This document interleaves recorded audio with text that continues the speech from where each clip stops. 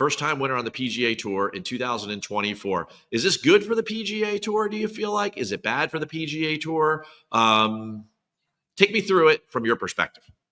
Well, I don't mean to both sides this, but I think there are instances where it's great, and this was one of them. I'd have to automatically put this in my top 10 moments of the year on the PGA Tour. Becoming a dad and winning your first tournament within 6 days is pretty darn cool. There were some other great first-time winners. Nick Dunlop, of course, was an incredible story as an amateur.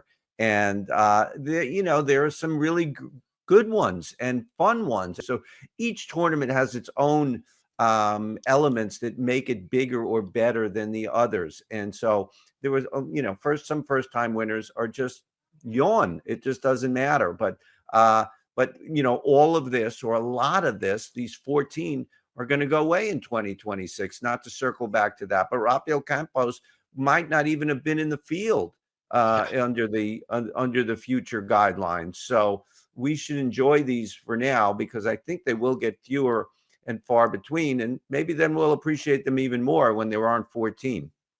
I'm going to go with yes and no on this. And my reason for that is that, yes, 14 first-time winners are great, right? It motivates the guys beneath them. It keeps, the rank and file in the regular PGA Tour season events extremely motivated. It keeps them inspired. It keeps them pressing forward. And then I'm going to go no and say that, but we did benefit from the fact that all 4 majors were won by big names.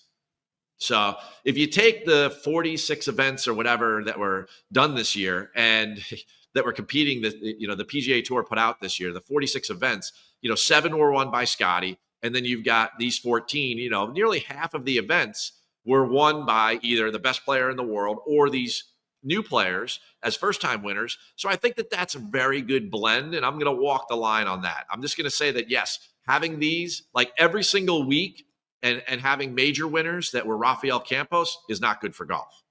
But having the majors being so electric with Bryson and Rory coming down to the last putt, there at Pinehurst, I mean, that is absolutely captivating. And then, having Rafael Campos or Matthew Pavone or an amateur win at the Amex, those are great stories too. But I don't think we can handle them every week. So I think we had a nice balance this year.